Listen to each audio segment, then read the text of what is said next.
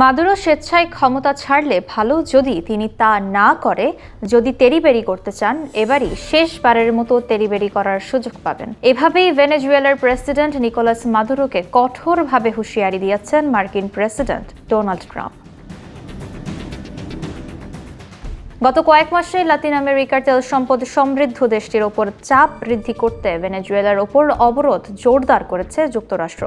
ভেনেজুয়েলাকে লক্ষ্য করে জাহাজ মোতায়েন সহ হাজার হাজার সেনা মোতায়েন করে ইতিমধ্যেই গত 2 সপ্তাহে দুটি তেলবাহী ট্যাঙ্কার জব্দ করেছে মার্কিন বাহিনী। ট্যাঙ্কার জব্দ, সেনা জড়ো করার উদ্দেশ্য কি? মাদুরোকে জোরপূর্বক ক্ষমতাচ্যুত করা। সাংবাদিকদের এমন প্রশ্নের জবাবে ট্রাম্প বলেন, আমি মনে করি সবকিছু মাদুরোর ওপর নির্ভর করছে তিনি কি করতে চান, কিন্তু আমি মনে করি ক্ষমতা ছেড়ে দেয়া তার জন্য বুদ্ধিমানের কাজ হবে। তবে দেখা যাক কি করা যায়।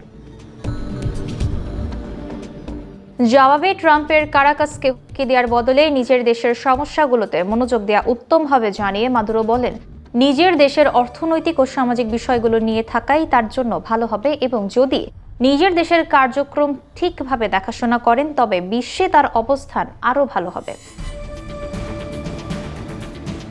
এদিকে মাদক চালান ঠেকানোর জন্য নাম করে প্রথমে ক্যারিবিয়ান অঞ্চলে জাহাজ পাঠানো শুরু করে যুক্তরাষ্ট্র।